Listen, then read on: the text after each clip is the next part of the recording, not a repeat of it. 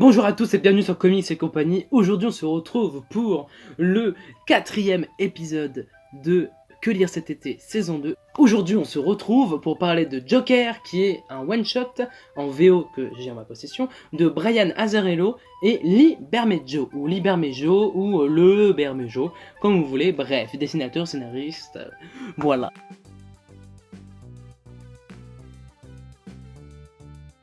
Donc je vais vous expliquer ce petit comic que j'ai en ma possession, moi que j'ai en VO, que j'ai acheté, je ne sais vraiment plus où je l'ai acheté, tellement j'en ai, mais en tout cas c'est une très belle pièce, qui coûte 20$ américains, donc qui doit valoir à peu près 20€ en France, même un petit peu moins cher, mais en tout cas je pense que vous ne l'aurez pas dans cette espèce de version avec les reliures ici, voilà.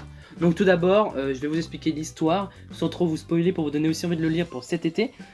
Donc, en fait, c'est l'histoire du Joker qui sort de Arkham Asylum, donc qui sort de l'asile, et en fait, l'histoire est centrée sur lui. Voilà, donc Batman, on le voit que très peu, on voit des méchants, on voit Harley Quinn, et c'est une histoire sur un peu sa vie et comment il vit cette espèce de folie qu'il a en lui, et l'histoire est vraiment cool.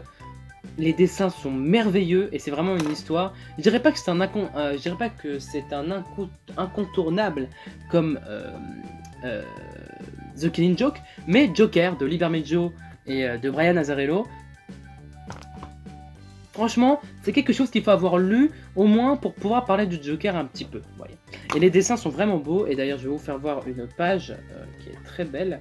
Donc regardez cette page où Batman et le Joker se battent. Donc, je vais directement vous faire voir une autre page, voilà, où on peut voir le Joker faire mal à double face. Dans de très belles planches, dessinées par Lee Bermejo et Brian Azzarello, qui est aussi,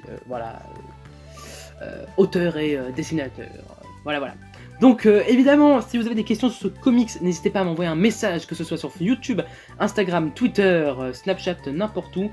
Envoyez-moi un message, je répondrai, c'est évident. N'oubliez pas de vous abonner, d'activer la petite cloche pour ne pas oublier les prochaines vidéos de Que lire cet été.